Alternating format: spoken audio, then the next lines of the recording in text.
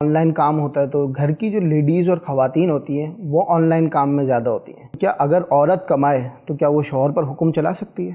زندگی کی بہت سی چیزیں جو ہے نا، اس کا تعلق ہوتا ہے سمجھداری کے ساتھ.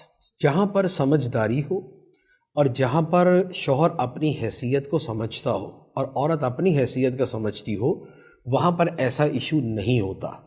اب آپ دیکھیں، صحابہ کرام اور صحابیات میں بہت سے ایسے تھے، صحابیات ایسی تھی جو کاروبار کرتی تھی. اس کی بہت بڑی مثال یہ لے لیں کہ حضرت سیدتنا خدیجۃ الکبریٰ رضی اللہ تعالی عنہا، نبی پاک صلی اللہ علیہ وآلہ وسلم کی زوجہ مطہرہ اور مومنوں کی ماں. آپ کا کاروبار تھا، بہت بڑا بزنس تھا آپ کا، اور نبی پاک علیہ الصلاۃ والسلام اس بزنس کو چلاتے تھے.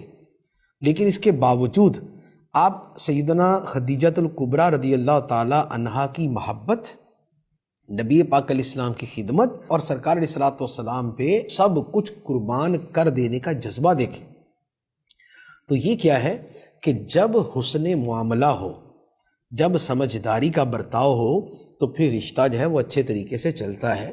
خواتین جو آن لائن کام کرتی ہیں، اگر وہ جائز کام ہے اور جائز طریقے سے کرتی ہیں تو اس میں کوئی حرج نہیں ہے، اور گھر کے اندر کنٹریبیوشن کرتی ہے تو اچھی بات ہے، نہیں کرتی اور اپنا پیسہ سنبھال کے رکھتی ہے تو بھی جائز ہے، اس میں کوئی حرج نہیں ہے. لیکن اس وجہ سے غالب آنے کی کوشش کرنا، یہ اس کی غلطی ہے.